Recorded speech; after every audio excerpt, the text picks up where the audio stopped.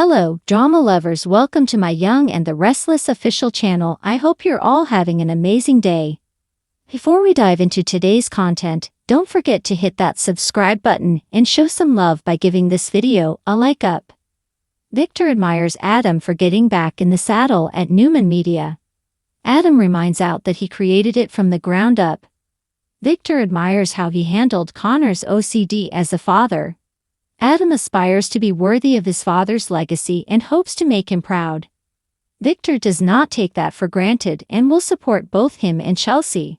She's welcome in my family, he inquires. Now, where do you go from here? Adam will not put pressure on her. He's already convinced her to join him for supper and consider the possibility. Whatever happens next is up to her. Victor admires Chelsea's self-discovery. Adam is grateful to see her in a new light. Victor will always be there to support him. Adam sighed. It's good to be so in sync with him. He is grateful. Victor appreciates what he said. Adam nods. Thanks, Dad. Hell freezes over. At the ancient ranch, Chelsea inquires about Chloe's thoughts. She feels as if she has walked inside the beast's guts. Chelsea felt strange at first as well, but it now feels like home. You're not together with Adam? Chloe inquires. Chelsea says they aren't officially back together yet, but they are on their way. Chloe knows he adores Connor. Chelsea claims he's a good father who has become a lot less selfish. She knows Chloe thinks he's bad news and invites her to let her have it. Chloe surprises her by expressing her genuine happiness for her. Chelsea exclaims, "Are you okay? Do you need medical attention?" Chloe says she's learned that it's pointless to warn other people about their choices. She'll never be Adam's biggest fan, but she admired how he handled the situation with Connor. I didn't think he had it in him. Maybe they're stronger together. If Adam is what Chelsea wants, she should go out and get him. Chloe knows she'll make the right decision for herself. Chelsea's so relieved to hear this. She's really happy. Am I crazy to think Adam and I can really make it work this time? Chloe shrugs. Why not? What could be better for the three of them? Adam comes in and greets Chloe cordially. Chloe thanks Chelsea for her hospitality and wishes Adam well before leaving. He tells Chelsea he went to see his dad, who sends his regards. Adam asks about her visit with Chelsea, who says she was helpful. He guesses she told her to pack her bags and run. Chelsea surprises him by saying Chloe has blessed their reunion. Adam hedges. Is that what this is? A reunion, she replies. Maybe. Don't blow it, he whispers. Never, and kisses her. Alan weaves a tangled web.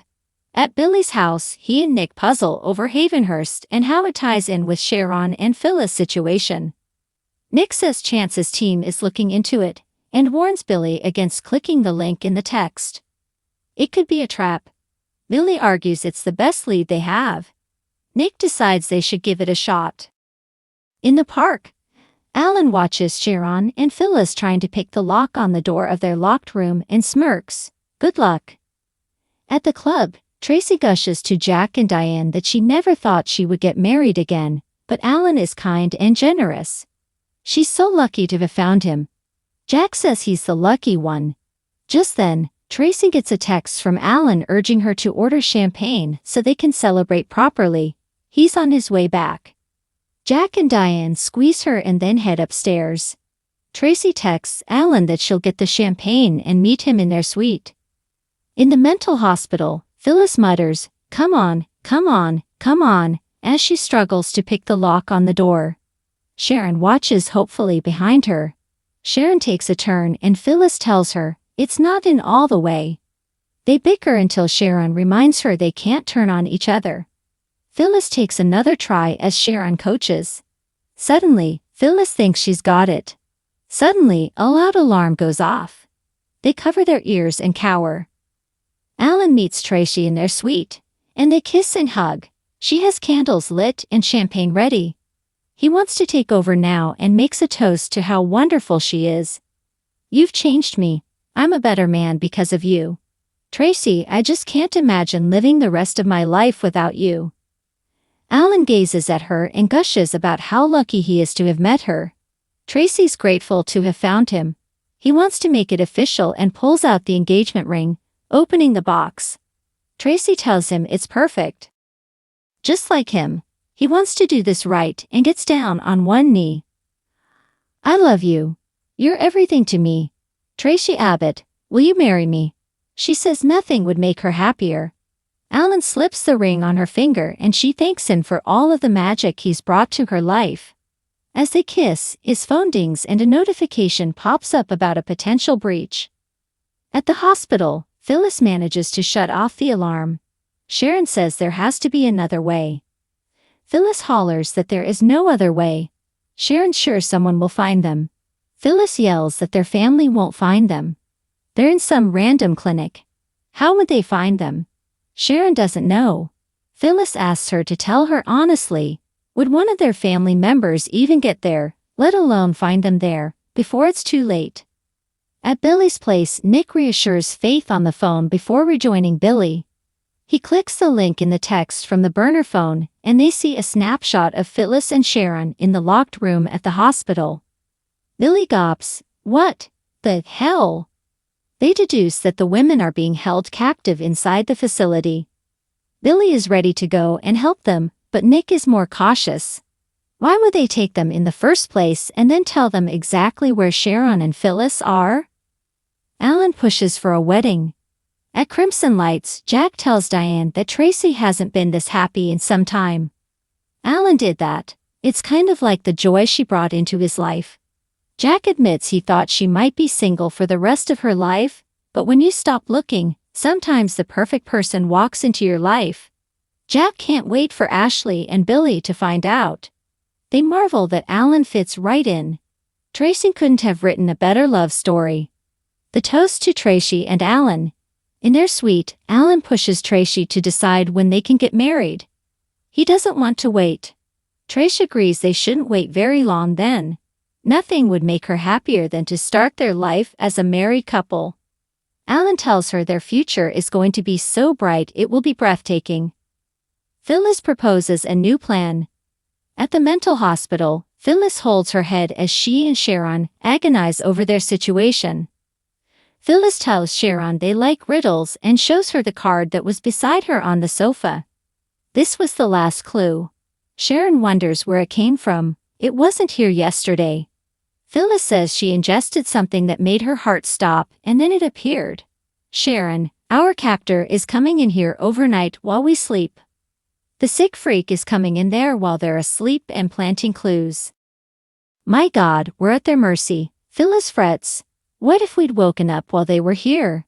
Sharon points out that if they're coming in at night, that gives them an opportunity. One of them will have to be awake at all times, but pretending to be asleep.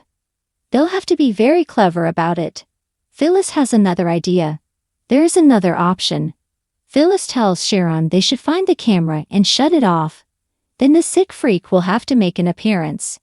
Sharon questions if they'll care if they can't see them. Phyllis says the sicko likes control and wants to witness his experiment in real time. Sharon worries the person will leave them there to die. Phyllis says they can't be obedient, they have to be smart. This is a sport for them. They like watching us survive. This is entertainment, how we survive.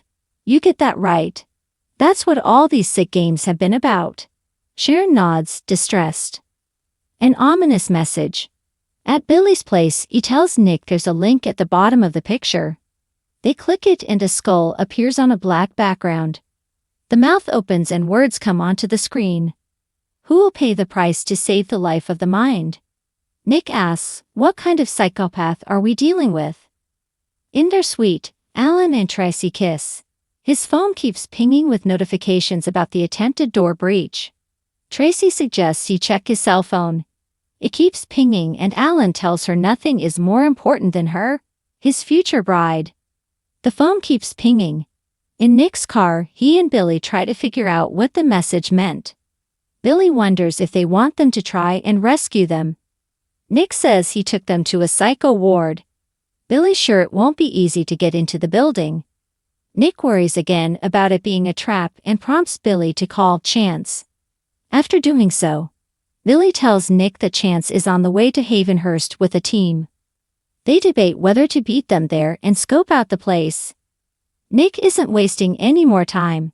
Billy declares that if Sharon and Phyllis are there, they're going in to get them. In the mental hospital, Phyllis tells Sharon they're like lab rats. Sharon agrees. If they can't see them, it ruins the study. Phyllis says they have to destroy the world they've created for them. They have to find the camera and turn it off. It will lure them there. Sharon muses that at least they'll know who they're dealing with. Phyllis assures her, "We will get out of here."